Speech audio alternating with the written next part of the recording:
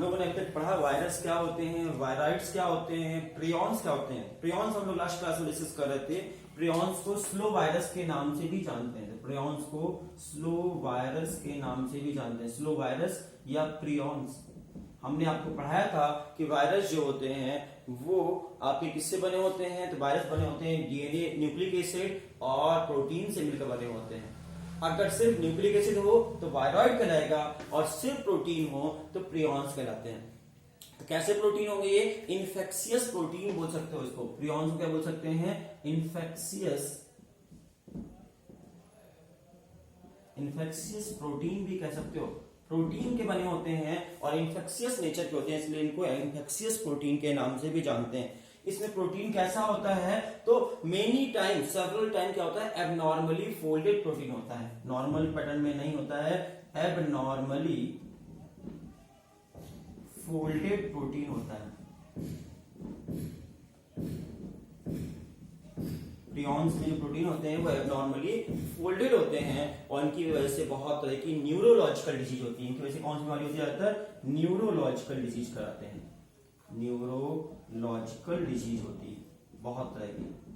ठीक है, इसमें सिर्फ और सिर्फ प्रोटीन होता है, कुछ नहीं होता है। और इसका शेप देखा जाए, साइज देखा जाए तो साइज और साइज लगभग वायरस के बराबर होते हैं। तो ऑलमोस्ट ये वायरस के इक्विवेलेंट होते हैं, थोड़े से छोटे ही होंगे क्योंकि न्यूक्लिक एसिड नहीं है, लेकिन ऑलमोस्ट वायरस के बराबर होते हैं।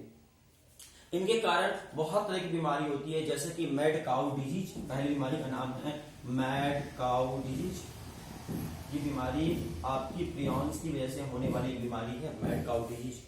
दूसरी है कुरू, CKURU, कुरू डिजीज। ये बीमारी भी प्रियॉन्स के कारण होने वाली बीमारी है। तीसरी है CR जैकब डिजीज। ये तीनों बीमारियां आपकी किसकी वजह से होती है? ये बीमारियां होती हैं आपकी प्रियॉन्स की वजह से होती हैं। इस बीमारी को, मैड काउ डिजीज को, बोवाइन स्पॉन्जीफॉर्म इंसेफेलोपैथी भी के नाम से भी जानते हैं। ऊपर और नीचे वाली ये दोनों बीमारियां जो हैं एक दूसरे की एनालॉगस भी कहलाती हैं। ठीक है, तो प्रियॉन से होने वाली बीमारियों के नाम mad cow disease, Kuru disease और क्राई जैकब डिजीज। ये डिजीज किसके वजह होती हैं? प्रियॉन्स के कारण होती हैं। प्रियॉन्स को स्लो वायरस भी कहते हैं और इसके कारण कौन सी बीमारी है? ये न्यूरोलॉजिकल डिजीज होती हैं, ये एबनॉर्मली फोल्डेड प्रोटीन होते हैं और इन्फेक्शियस प्रोटीन भी कहते हैं। इनको स्लो वायरस के नाम से भी जानते हैं। ये रहे प्रियॉन्स। अब हम बात करते हैं नेक्स्ट लाइकेन की। आपको थोड़ा सा इंट्रोडक्शन दे चुके हैं लाइकेन का पहले ही। लाइकेन क्या होते हैं? सिम्बायोटिक एसोसिएशन में अगर दो ऑर्गेनिज्म, कौन कौन से दो ऑर्गेनिज्म?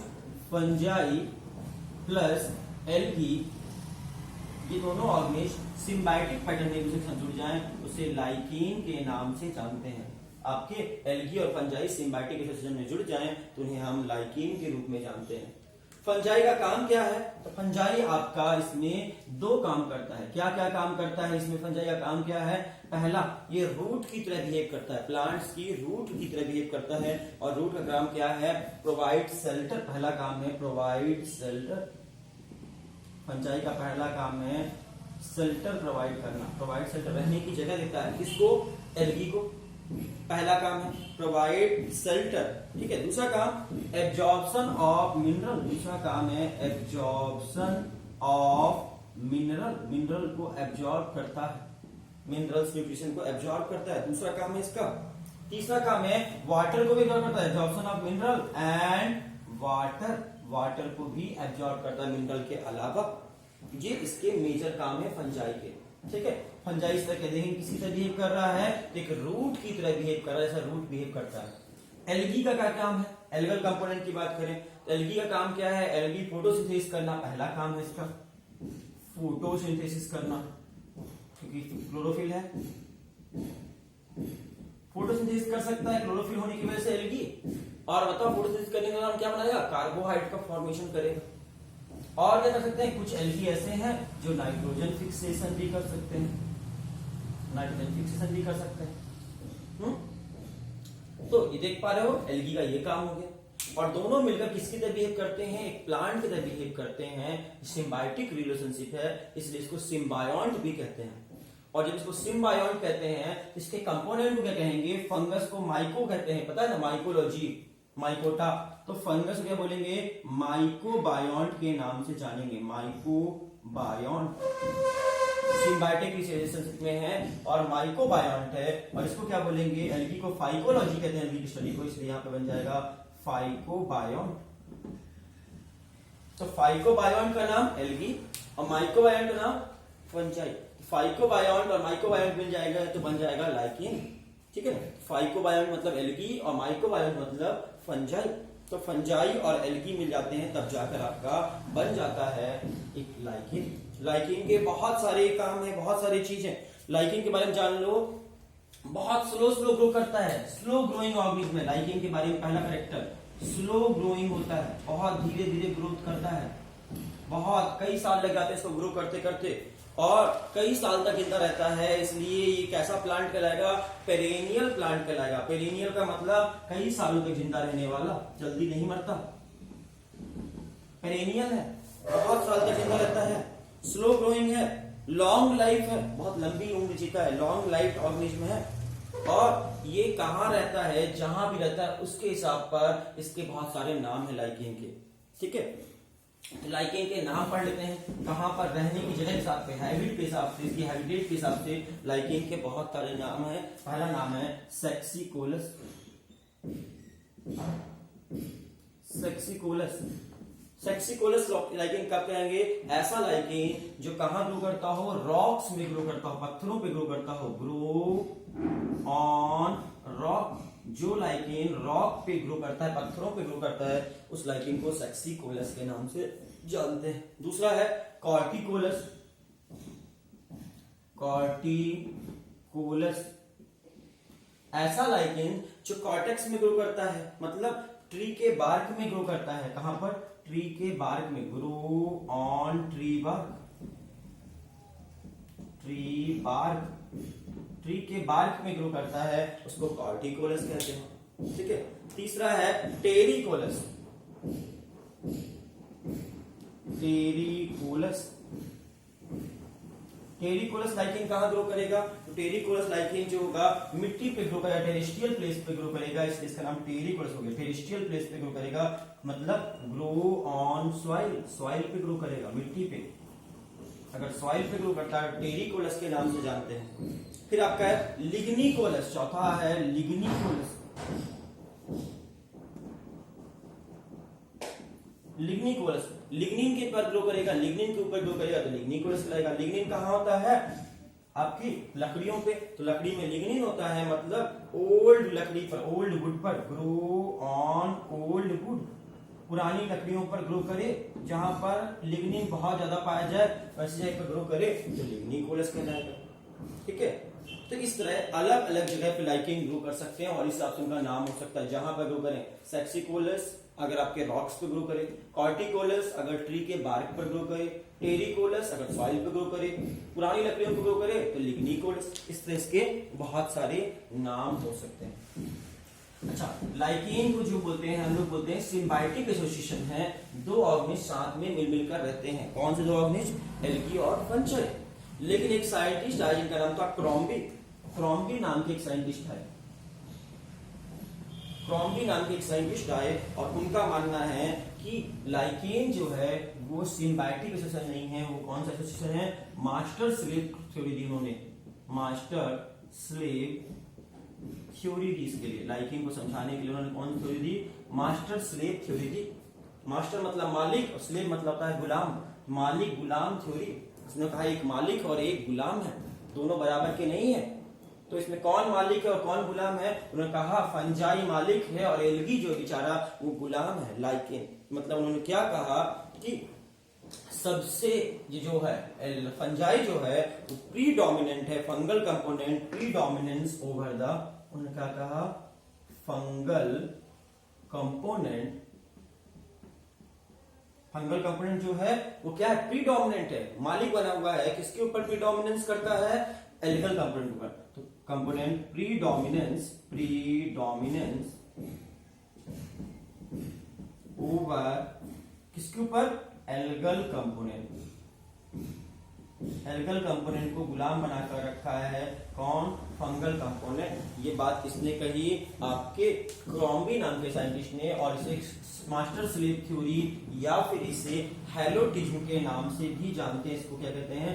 हेलोटिज्म के नाम से जानते हैं। और आज की डेट में most accepted and popular hypothesis, ये सबसे ज्यादा मोस्ट एक्सेप्टेड हाइपोथेसिस का नाम हेलोटिज्म या मास्टर स्लेव थ्योरी।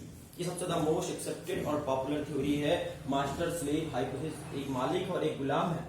लाइकेन में दो ऑर्गेनिज्म है, कौन कौन से? एल्गी और फंजाई। फंजाई गुलाम बनाकर रखता है किसको? एल्गी को। इतना समझ में आया?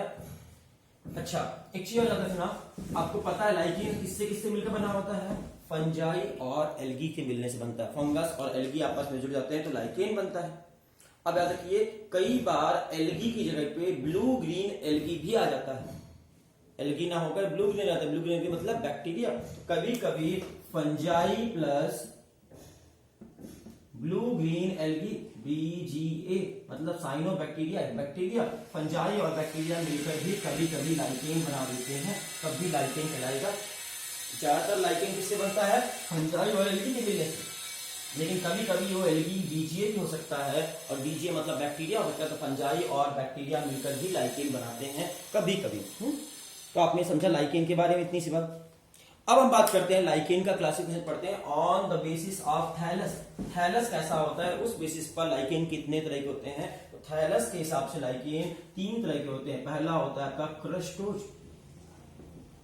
क्रस्टोज लाइकेन का पहला टाइप है, क्रस्टोज टाइप का लाइकेन।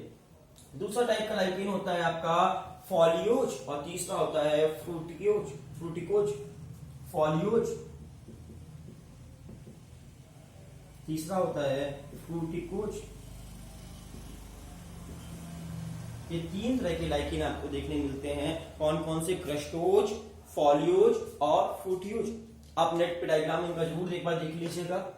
क्रस्टोज लाइकेन, ठीक है, एकदम पतले से होते हैं, दीवार पे चिपके हुए होते हैं, पत्थरों पे चिपके हुए रहते हैं, और इतना स्टिकली चिपके हैं लगता है कोई पेंटिंग कर दिया हो, दीवार पे कोई पेंटिंग कर दी हो, ऐसा दिखेगा दाग की तरह। एक दाग धब्बे की तरह दिखेंगे। इसको निकालना है उस सबस्ट्रम के साथ निकालना पड़ेगा, डायरेक्ट ये नहीं निकलेंगे।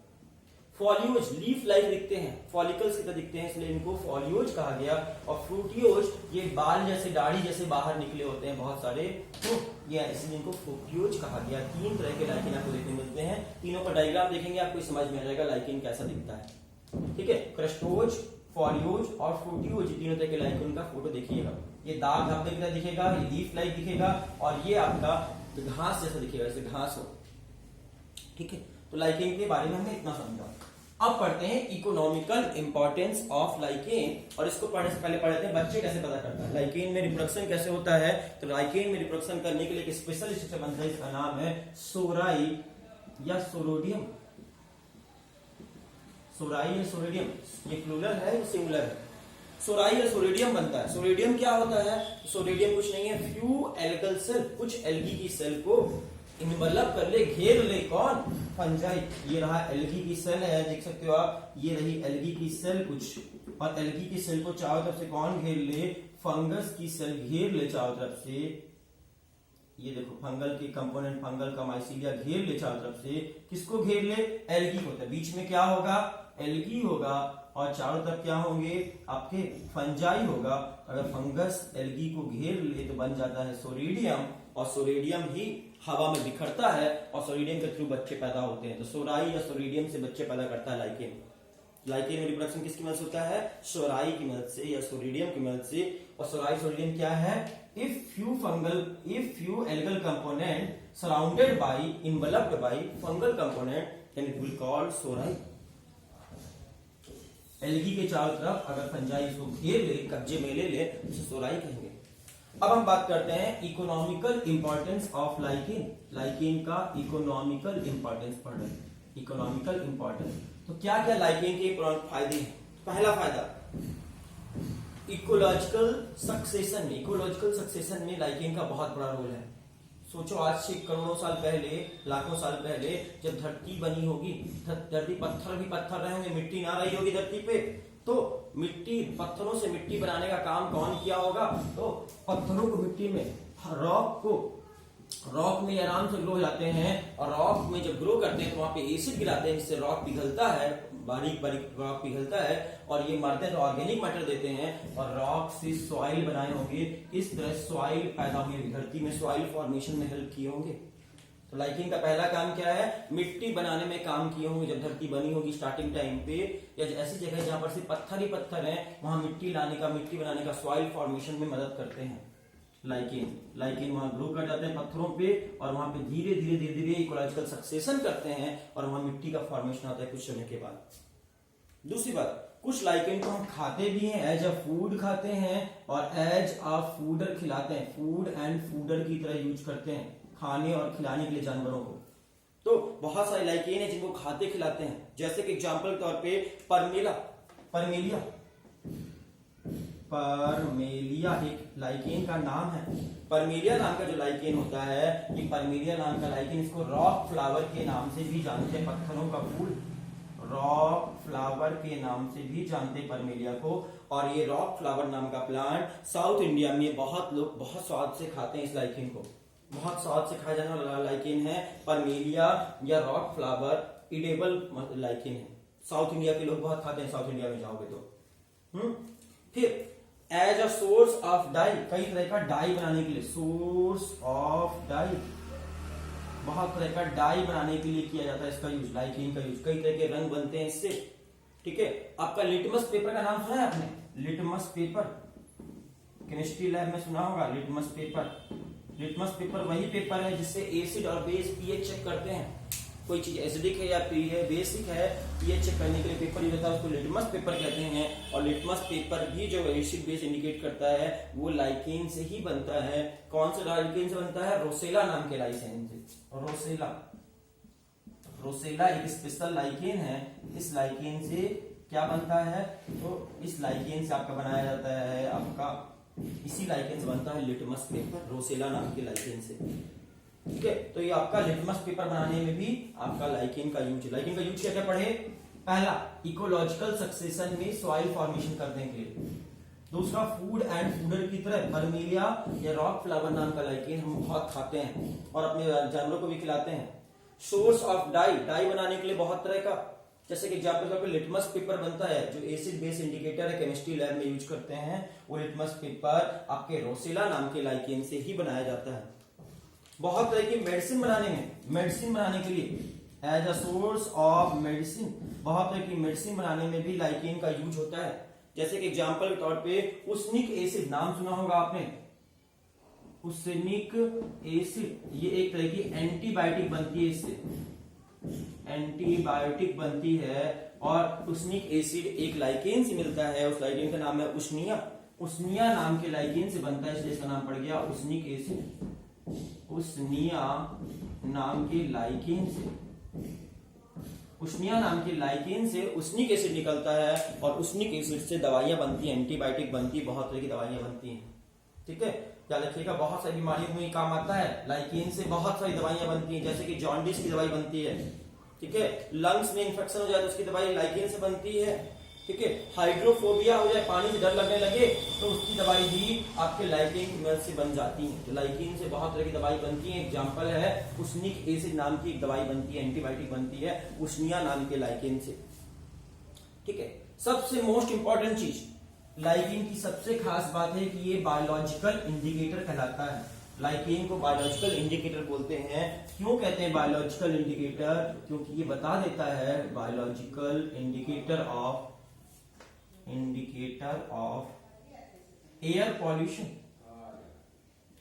पॉल्यूशन का ये बायोलॉजिकल इंडिकेटर माना गया है। मतलब अगर कहीं पर भी पॉल्यूटेड एयर होगी, कौन सी एयर में कौन सा सल्फर गैस होगी, सल्फर के ऑक्साइड होंगे, SO2 गैस होगी अगर आसपास एटमॉस्फेयर में, तो सल्फर के ऑक्साइड होंगे, सल्फर गैस होगी, तो SO2 होगी, तो वहां पर लाइकेन ग्रो नहीं करते। वहां पे एल्गी और फंजाई आपस में मिलकर सिम्बायोटिक सिचुएशन में नहीं रह सकते।